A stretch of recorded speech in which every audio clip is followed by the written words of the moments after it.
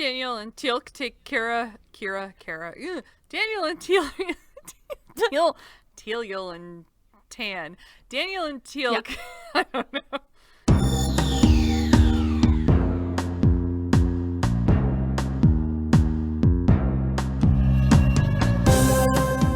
Welcome to Stargatezing, a Stargate gazing podcast. I'm your host, Kathy. And I'm your other host, Mary. And each week we discuss an episode of Stargate, beginning with Stargate SG-1. Hi. Hi. Hi. Hi. Hi. Hello. Hi. Hi. Hello. Hello. Have you just been talking into the void here while I was off looking for my headphones that I didn't realize not said anything exciting at all except hi, hi, hi. So my equipment keep moving whenever I'm not in Ghosts. here. Must be the ghosts.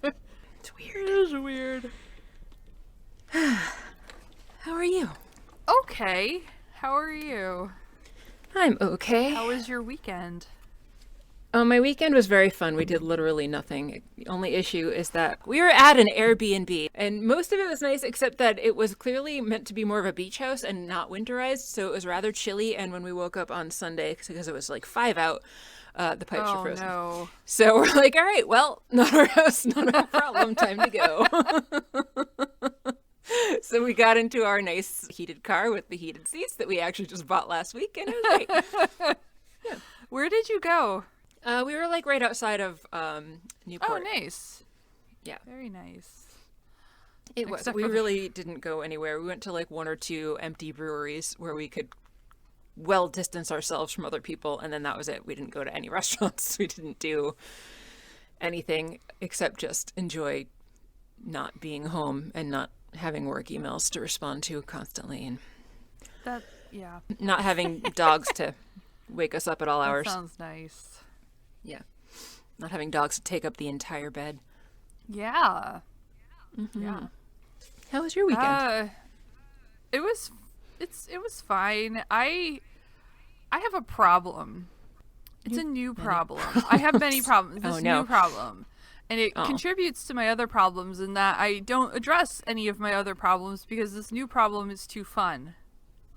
Oh. And that is playing Stardew Valley. Thank you. I was gonna say, is it the problem that I know about? Yes. I'm like, oh, I could, clean and go to bed at a reasonable hour, or I could stay up all night playing Stardew Valley. Yeah, that's clearly the better option. It's also the basis of my new diet plan where you're too engrossed in what you're doing to eat anything all day. Yeah, it works really well. It's great for that, for sure.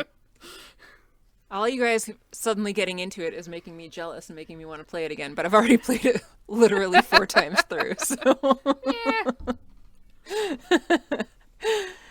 Yeah. So I'll continue to just obsess over Animal Crossing instead. That's good. I love Stardew Valley. Yeah, I'm having lots of fun, and I'm way more productive in that game than I am in my life, so... Well, yeah, because it's more interesting and... That is true. There's more, not instant gratification, but more like you see more rewards for your efforts in that game than in real life. That is true. Yeah. Also, my eyes are tired now because I've been staring at a screen for way too much time. Yeah, that'll do it. That's okay. I'm going to do it some more while we're doing this. Woo! Excellent. You're going to play Stardew Valley while we're recording? Oh my god. I can't. I got it. It's on the laptop here. That's what I thought you were saying. I was like, wow, that's okay. Interesting choice. Yeah, that controller that Jeff handed to me really just yeah, it's all over now. Oh, yeah. Yeah, because you were just using like the keypad before, right? Since you're playing on a computer? Yep. Yeah, that's lame. Yeah, it was really lame. And playing on my phone it's okay, but it's not as fun either. Yeah, I tried the phone version and it isn't as good. That one I only stuck with for like a few weeks and then gave up. Yeah, so. Woo! Woo indeed. All of this is very relevant to what we're talking about today. Yes. So, speaking of irrelevant things, I'm going to complain about just so many work emails. Just now that the semester is getting almost ready to start and we're coordinating starting and Just so many emails. I'm sorry. And then a snippy email from a person that is teaching a lab that goes with one of the lectures that I'm teaching, because he was confused about his schedule, and so he's like complaining to me about how, well, I don't think that my schedule should work this way. I'm like, I don't make these decisions. You know that, right? Just because you're teaching the lab that goes with my lecture doesn't mean that I'm the one that decides what nights you're teaching on. Not my choice. I am for sure not the right person to complain about that, too. So yeah, so he's upset because he thought that he was teaching on Mondays and Thursdays, and I'm like, nope, Thursday lab is my lab, and you may not have it because then my salary would be cut in half, and that would suck. Yes, that would suck. Yes, agreed. Quite a bit. So he was dismayed because he's supposed to be teaching Tuesdays instead. Ugh, Tuesdays. That's not at all exciting either. Nothing. Your tangent about Stardew Valley was way more exciting. It's better than my rants about everything else in my life, so. It's all right. The ranting about random things will be done by me today. Yay. Yep. Too many emails, and most of them are stupid. So what are we talking about today? We're going to be talking today about Stargate SG-1 Season 3, Episode 11, Past and Present. Ooh. Where are my notes? There they are. The team comes through the Stargate onto some non-Earth planet. They're inside, though. They come out in some kind of warehouse or something. There's very mysterious music playing, I noticed. Oh, I did not notice that. Terrible. I'm unobservant. It's awful. Anyway. So true. I know. I'm judging you for it. Yeah. So since they're in this abandoned, darkened place, I guess, well, maybe it's abandoned. I don't know. It can't be, because people come. Yeah. It looks abandoned. It looks abandoned. So Neil concludes these folks don't do a lot of traveling. The DHD was covered up. Daniel thinks maybe they don't know what it's for. Where's the Malp? Maybe they didn't send one through? They talked about it later, how they did send one through, but it's not there. Oh. And if the DHD is covered, then they can't have sent it back already. Maybe it's tootling around the warehouse. Maybe it got stuck in a corner. Maybe, like a Roomba. Two people come in.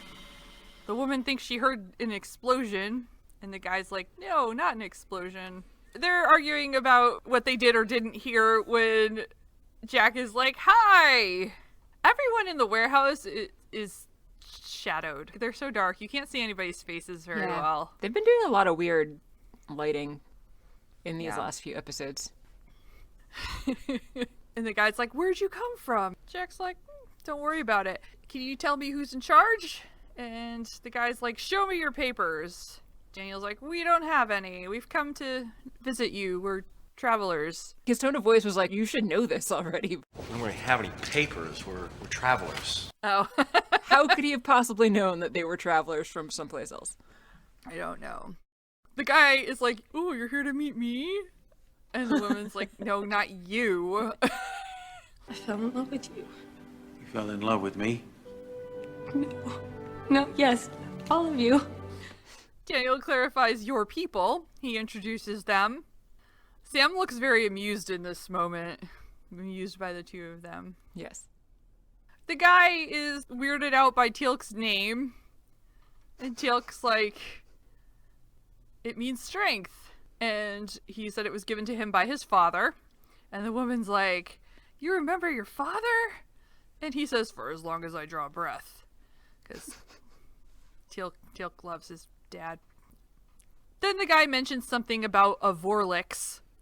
And at this point I recognized him. He looks like the guy from, he looks like he's from Monk. Oh, I never watched that show. It was a fun show. Might be. I think he played Landy. They don't recognize the term Vorlix. The guy and the woman tell the team that they've all lost their memory and don't remember anything from before the Vorlix. Then we get credits, and after credits, we are back in the same room. This is where Sam mentions that they did have a Malp there that didn't detect anything out of the ordinary before they came through. And Jack's like, well, Melps are worthless anyway. They're a little bit worried that whatever caused everybody to lose their memory might be something that is contagious to SG-1, but the guy whose name is Orner assures them that it's a thing that came and went a year ago, and it's not an issue that is, or a disease that is continuing to afflict people. They said that at the beginning there was a lot of panic and confusion, for good reason, when everybody suddenly wakes up running and they don't know why they're running for their lives or who they are or where they're running from. So that's pretty scary. Sure is. Yeah. Orner was running besides this other lady who we don't get a name for yet, so they've just been kind of hanging out ever since. Do we ever get a name for her? Not that I've seen. This is just calling her woman in the transcript. Maybe later? In any case, we don't have a name for her yet. Sam figures that there must be some sort of a mass amnesia. And she says that it happened to a friend of hers during the Gulf War when their chopper went down. But that's just an example of like regular amnesia, not mass amnesia, which generally is not a thing. Chuck's like, so everybody on this planet took a hit to the head? Well, no. According to Sam, there must have been something else to cause it on a bigger scale. Tilk chimes in that he's never heard of anything like this happening on any other planets. And Ortner tells them that all of their elders seem to be missing as well, and their children are also gone, apparently. It's rough. Yeah. There was some lovely bickering in this scene that I know you loved. There was some lovely bickering in this. In fact, the lady who said that we know we must have had children someplace because they don't grow on trees. So Orner's like, well, then why don't we have photographs of them? And then he calls her daft. Yeah. So that's cool. In any case, he tells SG-1 that if they want information, then they should go seek Kira, who is apparently the leader type around here. She is somehow the Minister of Health, Science, and Restructuring in the Vias Transitional Government. That's a fancy title. It is. So they're going to go and see her. Good plan. They go outside to head towards Kira. Orner and the woman without a name continue to bicker, this time about Orner's fangirling of her. She's like, don't expect supper, because he tells her to go away. I don't know why. Yeah. But anyway, he tells her to go home. And she's like, yeah. He's treating her like garbage, Yeah. and they don't even know for sure that they are married. So why is she I don't know. Yeah. acting like his spouse? I don't know. But she leaves, and they continue on to place. They go into some sort of hospital-ish type area. Like a medical center of some sort.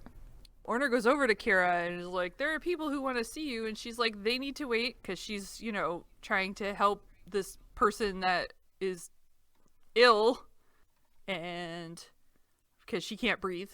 So that's more important than meeting randos. Yeah. I agree with that. Sure Yeah. is. Yeah. Breathing is very important. Yeah. And if you can't breathe, that's bad. Yeah.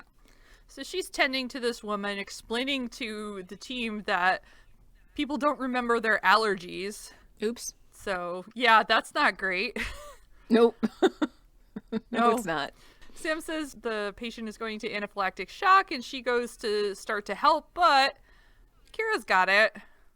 She just, uses whatever she was mixing up there and has the woman breathe it in.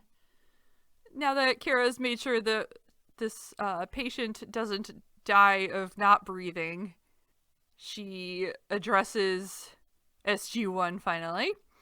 And Orner tells her they are travelers from far away, which she, being much smarter than him, already knows. I don't think it's hard to be smarter than Orner. But also she's like, I will come to find she's pretty fucking smart. So they all introduce themselves. Daniel surmises she was a doctor, perhaps. And she was like, well, it seems like I helped others. And that's all I can sense about what I was about before the Vorlex. Yeah. And she asks, what about you? And Daniel's like, a doctor? No. Oh, wait, yes, I am a doctor of archaeology. I study the past. And she tells him then he is a most welcome visitor, them not having a past and all. And she tells Orner he's done the right thing bringing them to her. And that's basically a dismissal, so he finally leaves. And she explains that Orner thinks that the two of them were married and that they need to start having sex now and not wait for them to regain their memories. So creepy. Yeah. Just so creepy. Yeah. And so she leads them elsewhere. That elsewhere is a library? Ah, yes. Right? I think so. It's got books. It's got documents. Yeah. Kira says she's found a lot of interesting research in here, so she's been doing a lot of studying and trying to figure out what happened to all of them while also helping them to rebuild their society. Jack's like, oh, well, it seems like you got everything under control then. Kira's like, well, no, not so much. We're actually falling apart.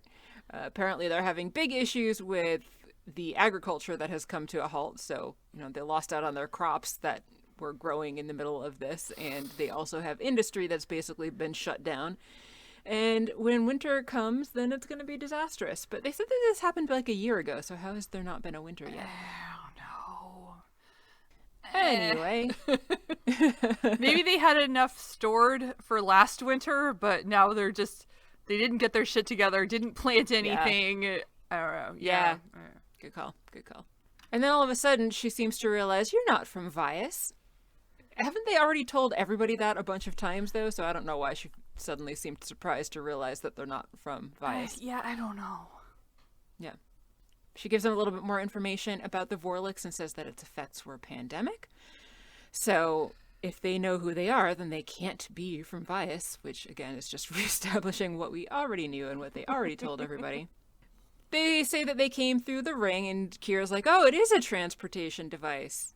And Sam says, yes, we call it a Stargate. And Kira recognizes that name and says that Dr. Zervis, who's somebody whose writings she's been studying, has mentioned a Stargate in his research. Convenient. Yes, quite convenient. She happens to have those papers, right there, and pulls them up. Apparently, he had been writing about a visitor that claims to have come to Vias from beyond the stars by using that Stargate. Daniel is very interested to learn more about who this visitor might have been. And we learn a little bit more that she was some kind of an apothecary, according to the documents. That she did not survive the Vorlix because they found the bodies of an older gentleman and an older lady, and they figured that this must have been that visitor and the Dr. Zervis guy. Those were the only remains of any elders that they seem to have found anywhere, so they just came to that conclusion for reasons. They like to jump to conclusions. Yeah.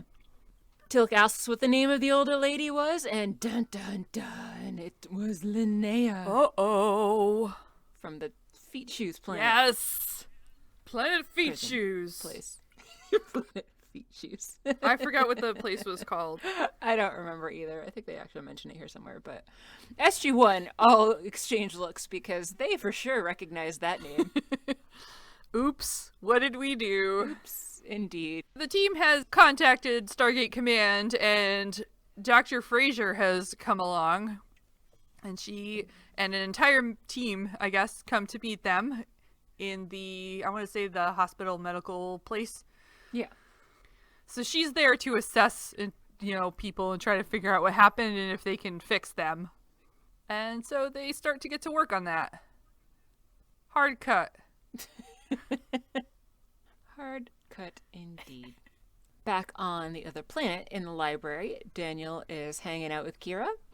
They keep finding references to something called Dargal, and Kira says that it's a chemical that they used to use as a pesticide. Essentially, Daniel likens it to DDT here on Earth, which had implications for the food chain when it built up. And Kira's like, yeah, that sounds about right. They think that it's the Dargal that was related to their memory loss. It was found in residue only in the bodies of those who have died since the Vorlix. What does that mean? What does what mean, died? Only in the bodies of those who have died? Or only residue? I was trying to parse that, and I just couldn't understand what she was... I don't know. Are they not searching the other people that are still alive? Like, maybe she's only testing the dead people? Maybe, or maybe she what is residue? And not the live people? So she's not finding the actual chemical, but she's only finding, like, traces of it? I would imagine that she's, like, finding the chemical present in the body tissues or the blood of the people who are dead. Yeah, don't poke and prod live people. Yeah. Yeah, so I'm not sure. It was just confusing the crap out of me, and I was like... It is weird, yeah. I don't know why it would only be in the bodies of people who have died since then, but whatever, that's what she says she finds. Given what we learn later, I would think it would also be present in all of the living people, but apparently not. And all of the people who died before the Vorlex as well, if that is also part of that. Yeah. Like, so there's so many possibilities, but none of it makes sense. Anyway. Nope. Very true. Kira says that as she's been going through the archives, all the various people look familiar, but she still can't really quite place anybody, but she thinks that maybe she knew them from somewhere. And she wonders where all the children and the elders have gone, and maybe they were able to escape through the Stargate? Wishful thinking? Yeah. This is where Daniel starts to get weird and flirty. She's like, whatever happened quickly, and then Daniel's just like coyly smiling at her, and he's like, well, how do you know that? Would you have, like, left yourself a note if you saw a disaster coming and I'm adorable? And then Kira starts laughing because he's being so cute. And Daniel continues sort of a to whom it may concern letter. It was just so fucking weird. First of all, you just lost your wife, so that's weird. And second of all, what a bizarre way to flirt with somebody. This great global tragedy happened, so I'm going to be all cutesy about whether or not you would have left yourself a note. Always leave a note. Indeed. Anyway, at the other end of the table, Jack and Sam are like just looking down at them like, what the hell is going on over there? But then they continue their own conversation. They think that Linnea was probably the one that was in charge for this massive amnesia, but Jack's like, well, it doesn't really live up to her name, though. Until it's like, the destroyer of worlds.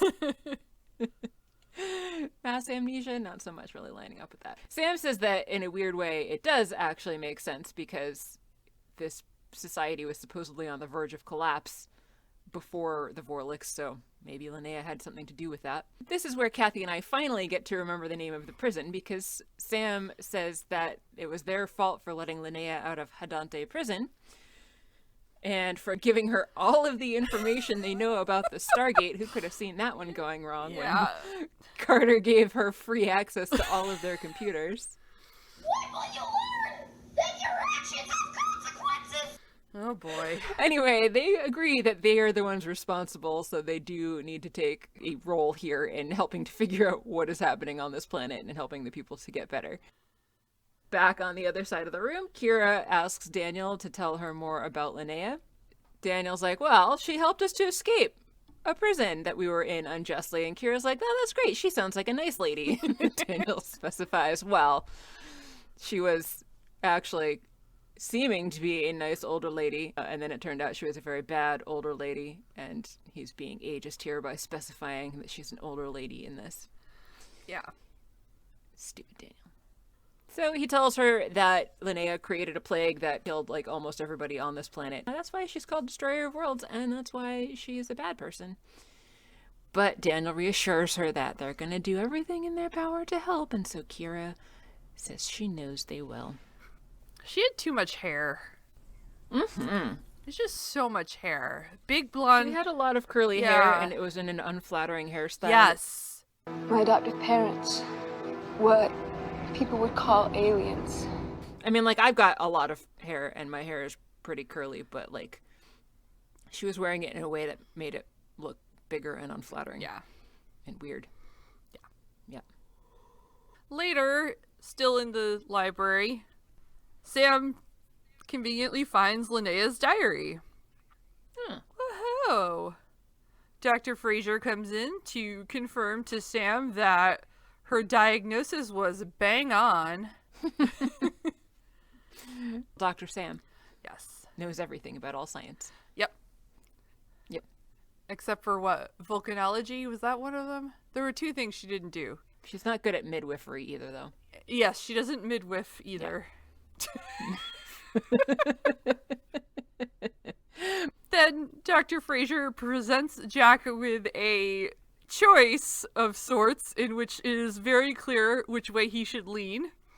Because she says, I can take the next several weeks setting up a lab here and do studying this problem and have to run back and forth between Earth and here for computer analysis. Or we could take back some volunteers and just do this all at Stargate Command, and it'll be a lot faster. So what do you think? Kira offers herself as tribute. I volunteer! Jack then says okay. And Kira also offers her help, so she wants to volunteer to be lab rat and scientist. And Dr. Fraser's like, I'm sure you can. As long as they maintain proper quarantine procedures. But, then they don't, so. It's okay. It's all weird, because then we see Daniel put his arm around her. Yeah. Kira, not Dr. Fraser. This is moving very quickly, I feel like. Quite. Yeah. It's weird. Yeah. In the gate room on Vias, they're dialing out and ready to go. Kira, Orner, and the other lady, whose name we still don't know, are all there, and they're apparently going to be the lab rats. Daniel tells Teal'c and Sam to go ahead so that his newfound beloved Kira can see how easy it is. So they do. They go through. Orner apparently is quite nervous about it, and he says that he can't, but Kira says, we trust these people. We'll be fine. So they all go through.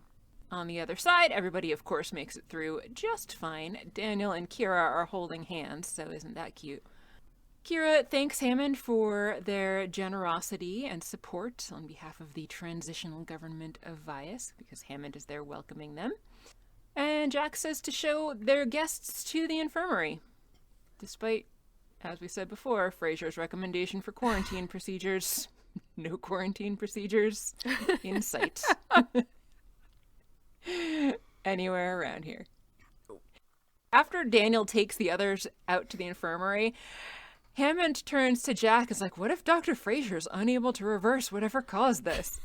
And it just seemed like a really odd question for the guy running the base to be asking the other non-scientist guy who's like his second in command, kind of, but like... But really, he's the boss, so it's fine. But really, he's the boss, but... Yeah, it just seemed weird to me. A little bit weird. Yeah. So Jack's like, I don't know.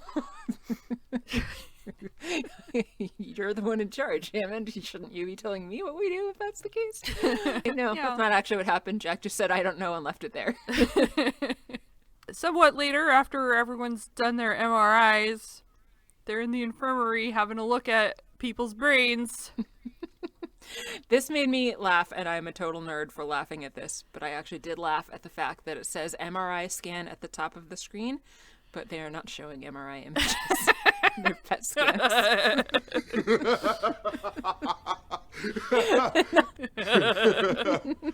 Regardless of what the scans are, there's a big blue area in their temporal lobes and hippocampus. And she doesn't know what it is, but it's some sort of residue between the synapses. Yeah. So maybe your memories are intact, but not accessible. Daniel's like, yeah, so the memories are blocked. And she says, literally.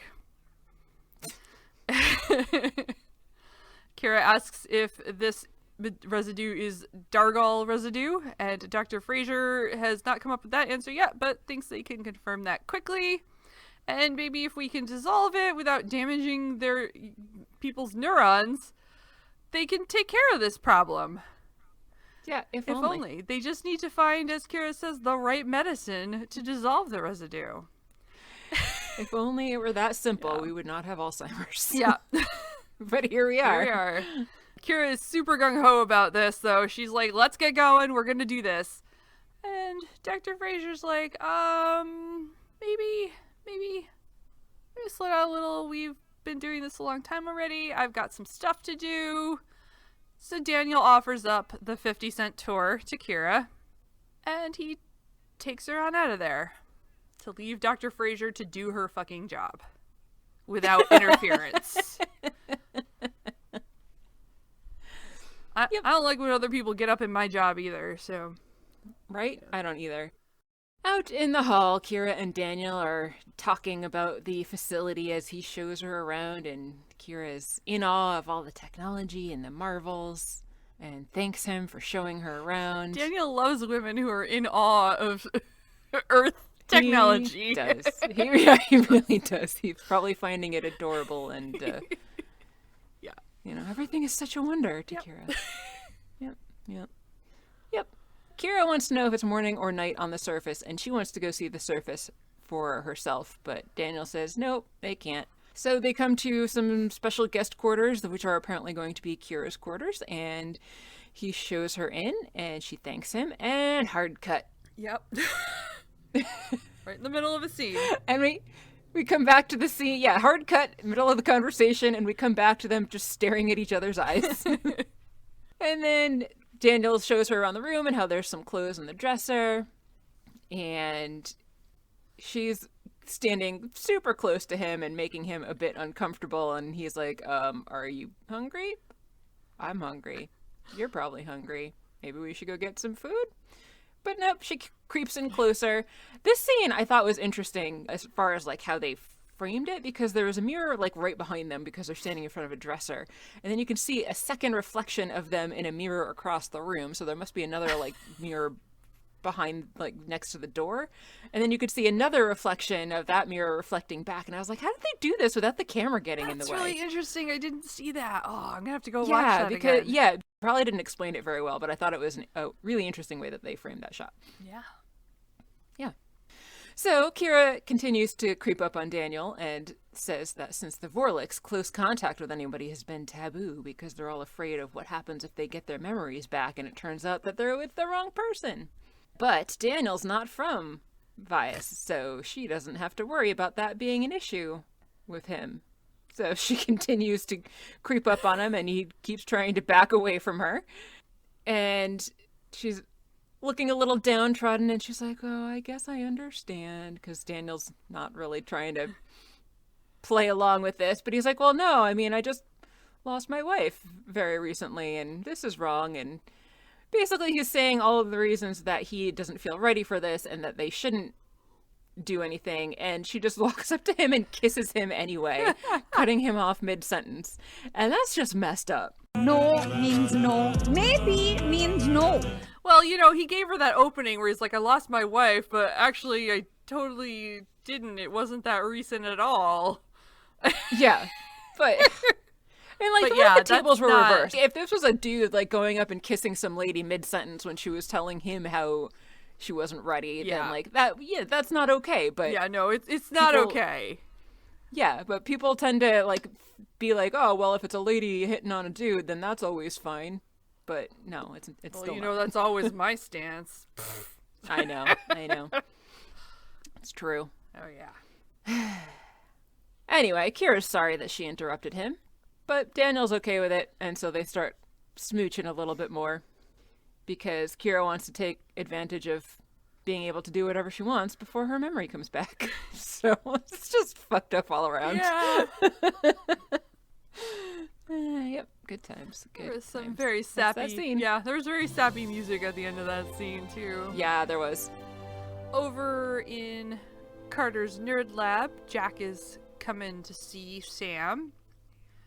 She tells him she's been studying Linnea's diary, and Linnea found a link between Dargal and longevity. Jack wants to know what a bug spray has to do with longevity.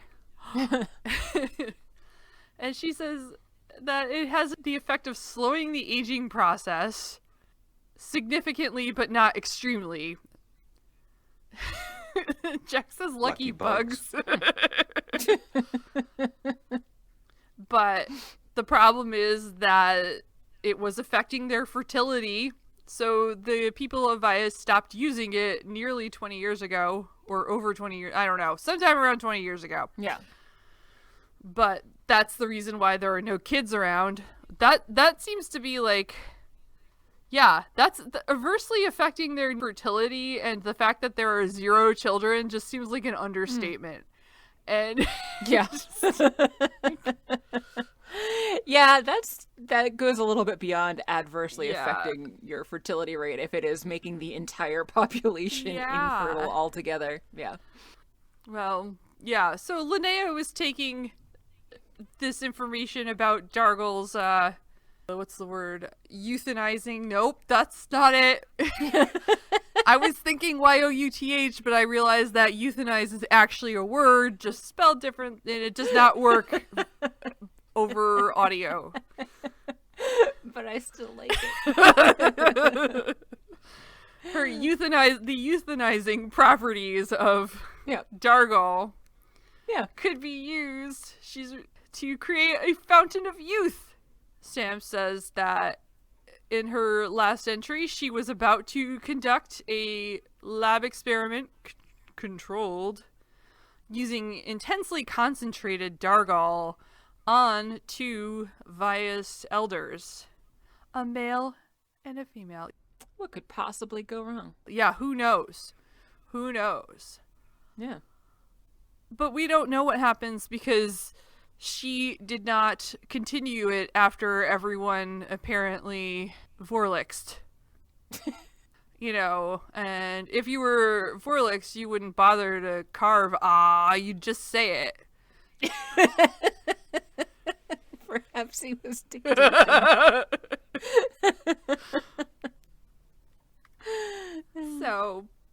So Sam thinks perhaps there was a lab experiment that had apparently worldwide drastic consequences, a massive chain reaction of enhanced gas that caught everyone by surprise.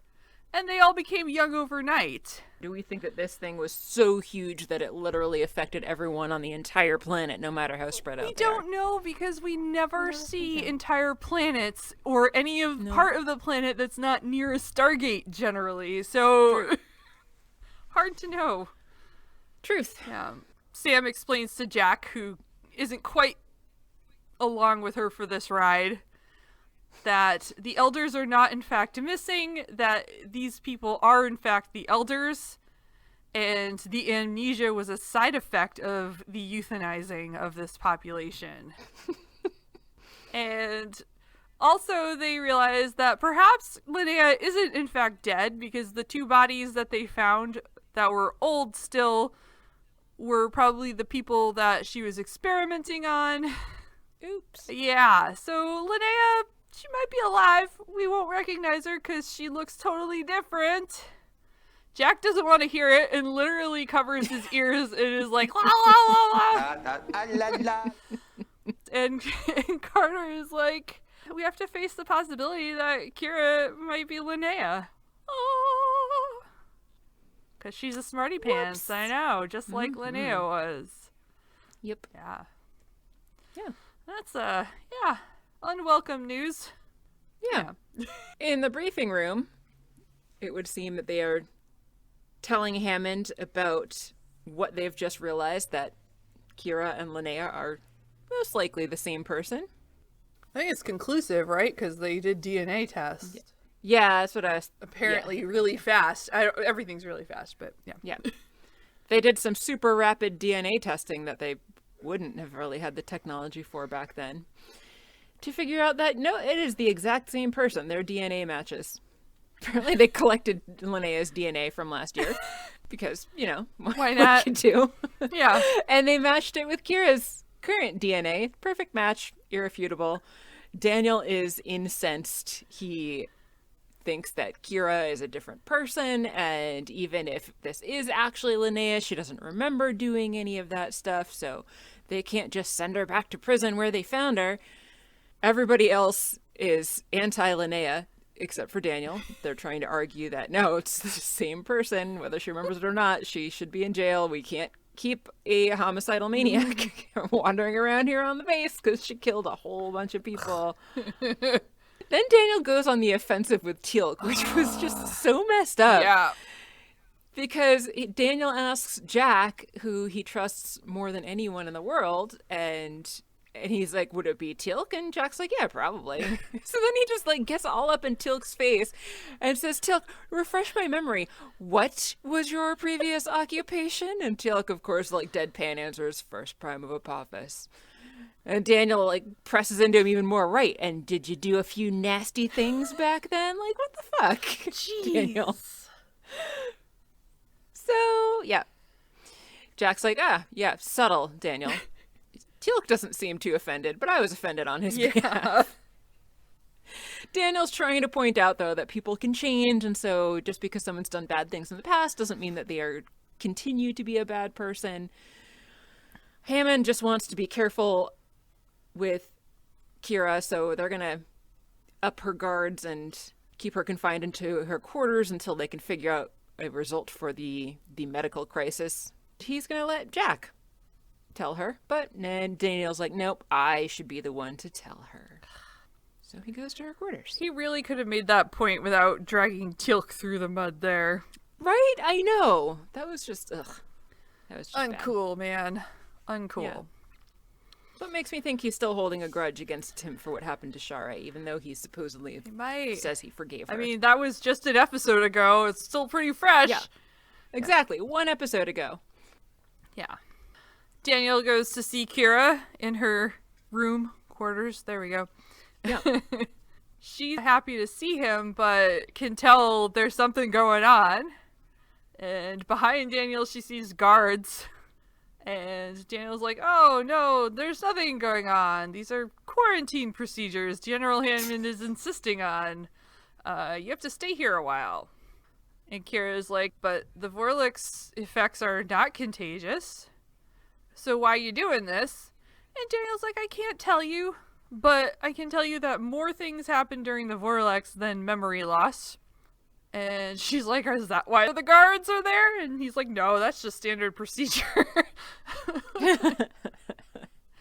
He starts to go, and he says he'll be back in a little while. And she asks him if Frasier is still working on a cure. And he assures her yes. And then he leaves. Yep. Ugh. Everything's so effed up in this. It really is. It really is. I mean, clearly, like, she wasn't buying whatever he was selling in that scene, so I'm really not sure why he insisted on going there and doing that. Yeah, exactly. Like, she's not an idiot. She notices that there's suddenly 3 guards outside instead of just 1. It's my entourage. Don't worry about it. Yeah. Down in the medical lab, the rest of SG-1 is there, and Dr. Frasier and Hammond are there as well, trying to work on the problem. Dr. Frasier is getting frustrated and not really making any progress. Jack comments on the distinct lack of optimism in the room, and Frasier says that they just really can't figure out any way to dissolve that chemical in the brain that won't involve harming the surrounding tissues around it as well. It could potentially take years for them to find a cure to this. Almost like it's really hard to treat illnesses where things build up in your brain, like Alzheimer's. But here we are. They realize that they need some outside help beyond just Frasier and Sam, and that outside help, they figure, should be in the form of Kira. Jack and Hammond are both very displeased at that suggestion, but the doctors argue that she's so much more advanced than the average Earth person as far as biochemistry goes that if anyone's going to be able to find a way to dissolve this residual Dargol, that it's going to be her. And Hammond's like, so you want me to allow a known homicidal maniac to work with some potentially lethal substances? Which is a very fair point, Hammond. Yeah. And Frasier's like, yeah. But, you know, we'll watch her. It'll be fine. According to Daniel, she's a different person, so maybe she's a different person. Jack's like, but you remember the whole Destroyer of Worlds thing? There was that. Sam is also on team, let's let Kira help, and so she also continues to argue that, well, as long as we don't let her take the antidote, then everything is fine. That seems like it's a good plan, so sure, that's what they're going to go with. Yeah. Yep. Daniel goes back to see Kira. This time she's got Teal'c and 2 guards with him. Yep. And that's a little bit surprising, alarming. Daniel's like, it's okay. But she's like, what did I do? He's like, oh, nothing. Don't worry about it. There are escorts. I'll be with you. It's great. Dr. Frasier needs your help. So she follows him out because what the hell else can she do? So So he leads her back to the infirmary. Yeah, or the lab. No, where are they? Yeah. Lab? Medical lab is what they have. Okay. Where they've gotten right down to work. They're doing something with chemicals that could, if unbalanced, create a deadly poisonous gas. But they're going to be careful and, not exceed 3% or whatever solution. Yeah. I thought it was weird that Frasier was telling Kira that she needs to be careful because it could be unstable or explosive. Like, if you didn't think she would already know that, then why are you asking for her help? Maybe she wanted her to know that she knew in case her plan was to blow them all up. Yeah, maybe. Meanwhile, Sam goes over to Daniel and tells him she's brilliant. He agrees. And she is so far ahead of us, Sam says, that it's frightening. I've seen no evidence of this. So yeah, they're working. Yeah, they sure are. A little bit later in the infirmary, they have some promising chemicals that they're going to try. They're going to test it on Orner. Kira wants to try it on herself, but everyone says, well, basically Orner is dispensable and she's not, essentially, is the gist of that conversation. So they're going to for sure do it on Orner, because if he dies, then they'll still have Kira to help them figure out a different cure. I mean, Orner's on that team too. Like, he's like... But yeah, Orner's fine with this also. So, whatever. They inject it directly into his carotid artery, because I guess they want it to go right to his brain. That seems bad, but I don't know. I'm not a doctor. He seems okay for a second, and then says he feels something. And Frasier's like, are you remembering things? But nope, he is instead having a seizure. That is not, in fact, remembering things. No, not usually, I don't think. No, not really. Yeah. Nope. So he stops breathing. He doesn't have a pulse. He becomes unconscious, and they are going to start doing some CPR, and they're going to use their paddles, which are not useful here. But they don't have to, because he suddenly gets a heart rate again on his own, opens his eyes, and reports that he remembers nothing. Womp womp. So that's disappointing. Yep. And Kira promises that the next time it really will work. She tells Frasier that she thinks she must have miscalculated somewhere and wants to begin again. Frasier suggests that maybe they just wait and see if Orner starts to feel a little bit better after some time. But Kira is sure that the effects would have been immediate. How she would know that, I don't know. But she is sure, and so it must not work, and they're going to have to try again. Yeah, they are. Yeah. Daniel and Teal take Kira back to her quarters. She asks that Daniel stay behind so they can talk alone. Teal's like, I'll come with you. Because I'm concerned for your welfare, Daniel Jackson. But then consents to leave them alone. Kira has figured out what the fuck is going on. And she tells Daniel, they believe I'm Linnea. He confirms it. She asks if he believes that, and Daniel, instead of saying yes or no, tells her that the Vorliks made everyone younger, and you couldn't find the elders because there were no elders. But she knows that he's actually saying yes, which he could have just used that word. And she says, how can you believe this? He says, we did a DNA test and it proves you're the same person. She's like, it's wrong. I am not Linnea. And Daniel agrees, you're Kira. And Kira's wonderful. And he, touches, he, strokes her hair, too. And he says, as long as you remain that person, it'll never change. She rightly interprets this as she cannot take the antidote. That she says she would never harm anyone. And does Daniel believe her? And he says he does. And she leans in, but he hugs her. So they hug. Yeah, they do. Yeah. Yep. She didn't want a hug, but she'll take a hug. That isn't. Yeah. That is not what she wanted. But it's what she got anyway. Yeah. You'll have this hug and you'll like it. At least this time she didn't force her kisses on him. That's true. Out in the hallway, Jack and Daniel are talking. And Jack is saying how he heard the test didn't really go so well, but Daniel's sure that Kira/Linnea is going to figure it out. Jack warns Daniel, look, I'm not saying the first woman you've fallen for since Charé isn't a peach, but if she remembers who she is, then we're kind of all screwed, and you're going to be the first one to die. So, in the lab later, Frasier and Kira and Sam are continuing to try to work on a cure while some guards stand there and observe. This also made me nerdily laugh because this is just so not how this stuff works. Kira takes a pipette and adds some of whatever this chemical is to a petri dish, and then they put that dish under a microscope, and then they can watch and see that the neurons stay intact while the stuff that is around the neurons gets dissolved, and just so much wrong here with what they're doing. Should I even bother to go into detail? I mean, give the people what they want, Mary. Okay.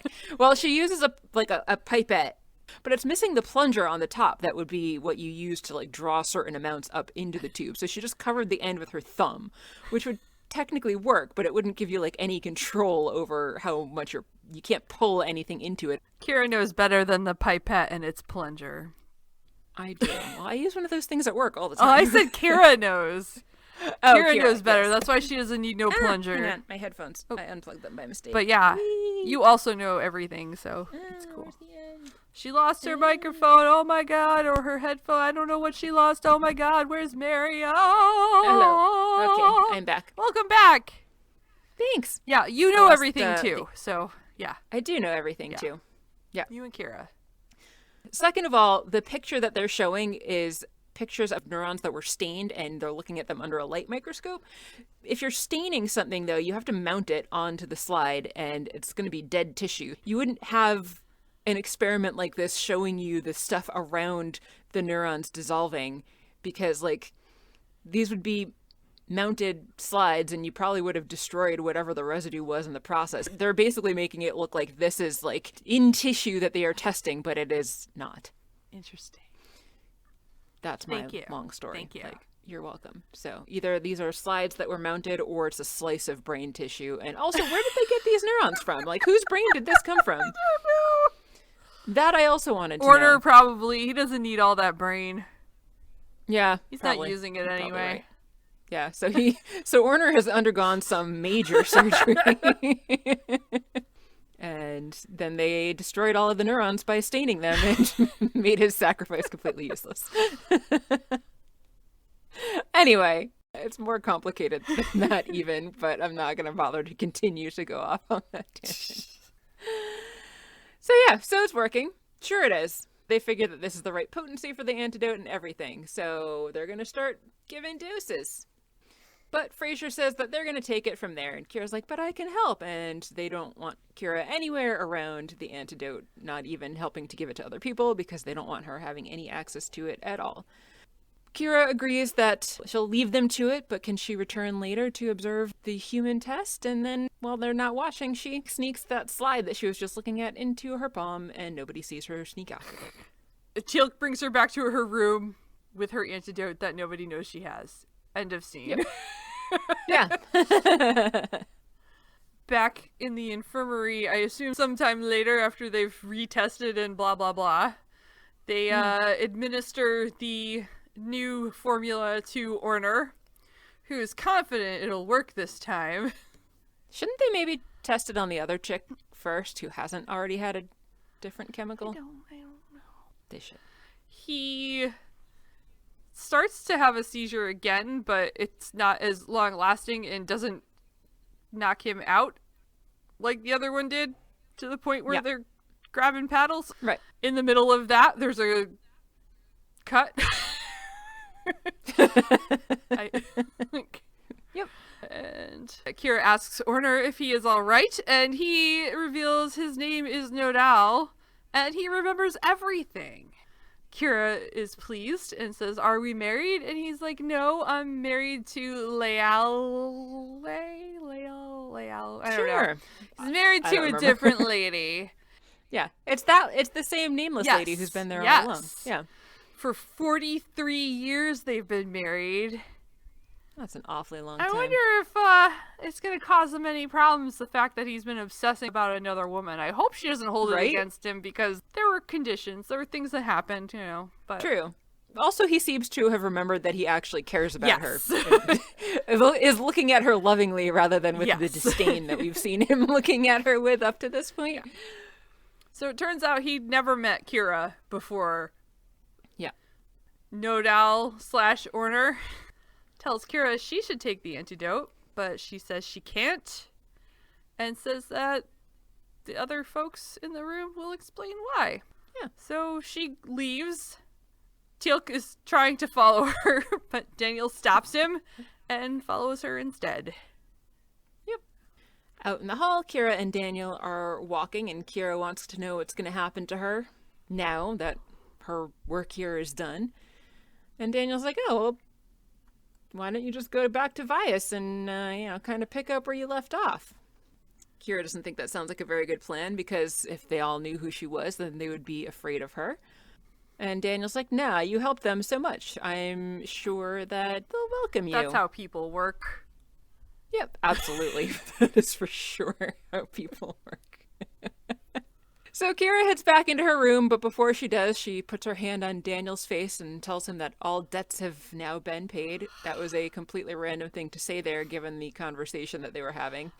Didn't really make any sense in that context, but we're supposed to realize that that sounds familiar. I thought she did it on purpose to tell him that she'd taken the antidote.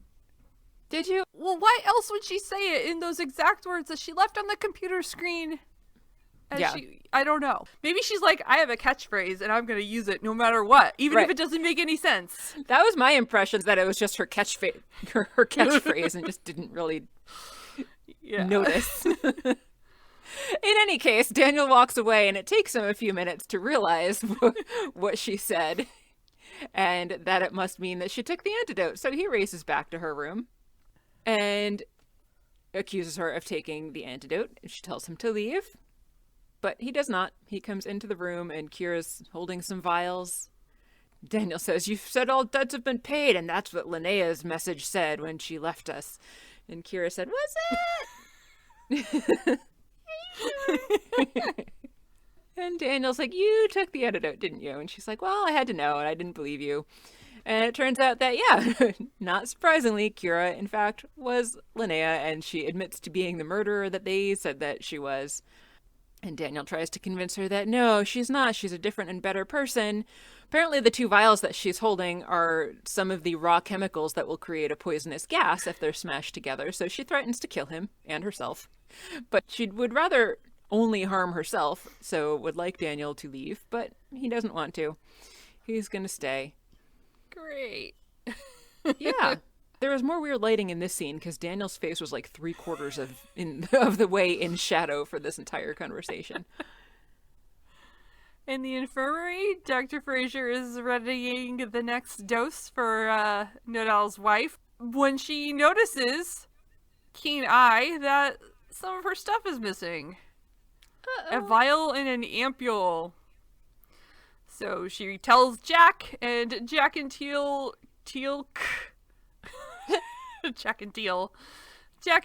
race out of the room, presumably to go see Kira. Yep. In Kira's room, she's like, "I care about you, Daniel, more than anyone I've ever known." Okay. And, which I guess, considering she's a terrible person / didn't have memories for, I don't know. But anyway. So this person she's known for one day, she cares about more than anyone that she's ever known. That's kind of a sad life. Right. Quite. But the other part of her would gladly watch him die.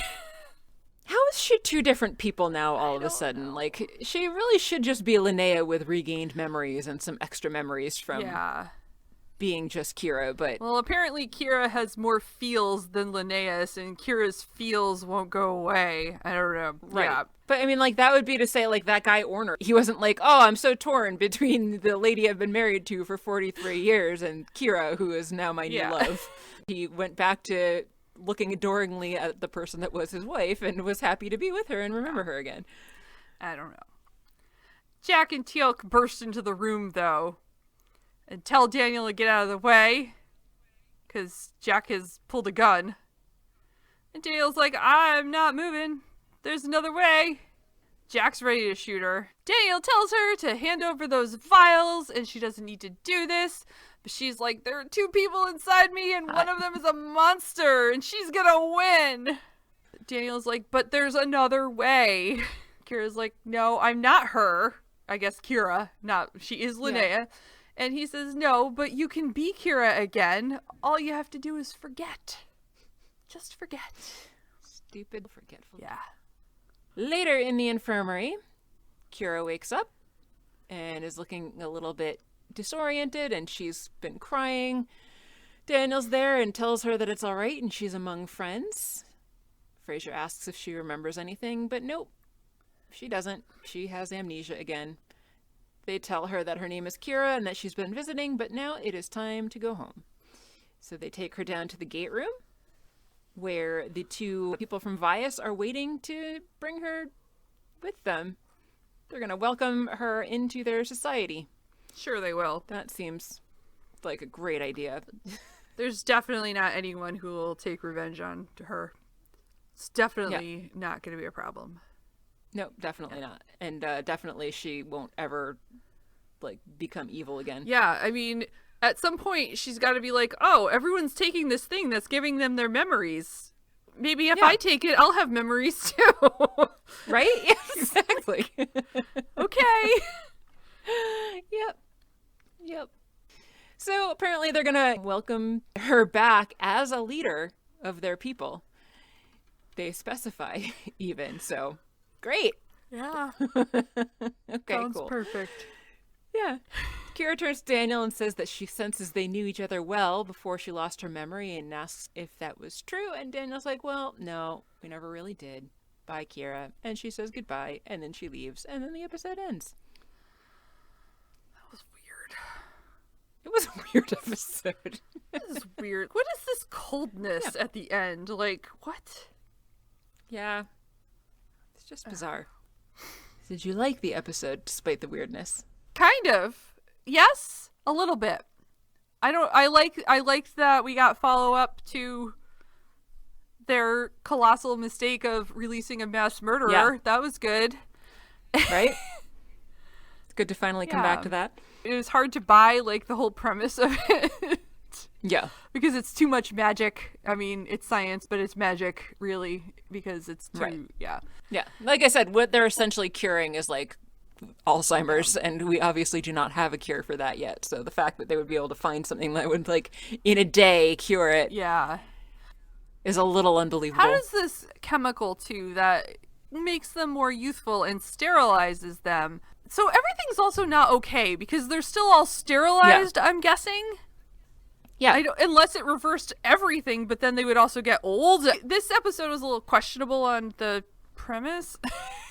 Yes, quite. I don't think it's weird that Daniel's moving on. Generally, he's right that his wife has been gone actually a long time, but his wife literally did just die, even though they haven't been together in a long time. And for us, it just happened in the last episode that we saw. Right, and that makes it weird. Yeah. And Too soon. Yeah, agree. At least give it a little, a couple weeks. Give the viewer a couple weeks. Yeah. Too soon. Or something. Too soon for me. But yeah, the next episode is weird. So I didn't dislike the episode, but it wasn't one of my favorites, but I was happy to see a conclusion to I assume it's the conclusion to the Linnea's story. I don't recall seeing her ever again. I don't remember if she ever comes back. How about you? I would say I feel ambivalent about it. I didn't dislike it. I didn't really like it either, though.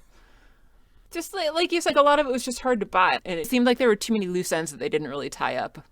With the whole fertility thing. Now that they're all young, are they going to be able to have kids?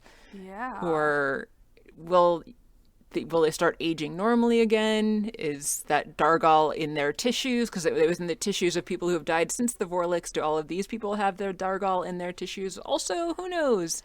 What if Linnea or Kira, or whatever you want to call her, does somehow regain her memory someday? Or what if it is more of a nature versus nurture kind of thing, and it's just in her nature to become a mass murderer. Like, then it wouldn't really matter that she doesn't remember being a killer, because if it is like genetically encoded in her nature, then she's going to become a killer again anyway, whether she remembers that she was before or not. Yeah, so I feel like too in the previous Linnea episode, they mentioned that they thought she was helping them, but she was really like killing them. So like it's in her nature to be helpful too. Right, yeah, exactly. Everybody on the planet thought that she was trying to help them, and she told everyone she was trying to find a cure for their thing, and then it killed everybody. How do we know that this isn't going to happen here with this supposed cure too? Like, you know, it seems to work to get everybody their memories back, but is it going to like give them all cancer or kill them within a week? Yeah. Don't really know. Also, if they didn't plant any crops, they're still screwed. Also that. Well, I'm guessing now maybe they can maintain good relationships with SGC. That's and true. Get some food, and hopefully their population is only like maybe a few hundred and not millions. Yeah, that's true. Yeah. But we never know. We don't know. Yeah. That's about it for my thoughts. What's next? Next, we are watching Stargate SG-1 Season 3, Episode 12, Jolinar's Memories. Carter's father, Jacob, and the Tok'ra symbiote have been captured. What? This is weird, too. They're wasting a lot of words on things that they don't need to say. This is Netflix. Carter's father, Jacob, and the Tok'ra symbiote, yeah, because it's inside Jacob, have been captured. You can't take one without the other. Yeah. I mean, I guess you could, but then someone would die, and then they would both die. Well, anyway, Jacob and his symbiote have been captured by the evil gold system lord Sokar and are imprisoned on a moon called Netu. That is from the Netflix booklet. What say you now? Are we sure it's a moon and not a space station? I mean, the description says moon, but we won't know until Obi-Wan Kenobi lets us know. It's true. And I know he'll be popping up. Obviously. Sir Alec Guinness was famous for his appearances in Stargate SG-1. Absolutely. As Obi-Wan, no less. Yes. People were like, this won't work, but he showed them. Sure did. Yeah. The booklet says Carter's father has been captured on a moon transformed into a literal hell. As no one has ever escaped from hell except for Jolinar, Tok'ra technology is used to access Jolinar's memories from Carter's mind. But not before an old foe shows up to foil the rescue mission. Who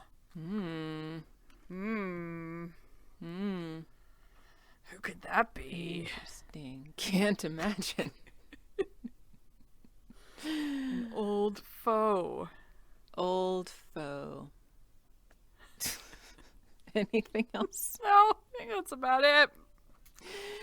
All right. As always, thanks for listening. If you haven't already done so, please subscribe to us on your podcatcher of choice so you can get our episodes as soon as they're released every Monday. If you want episodes even sooner than that, you can sign up to become a supporter on patreon.com/stargatezing, and you will get early release of our episodes as well as some extra bonus goodies. If you'd like to get in touch with us, you can email us at stargatezing@gmail.com. You can also find us on Twitter and Instagram, and you can visit our website at stargatezing.space. I am Mary. I am Kathy. And you've been listening to Stargatezing, the end. The end.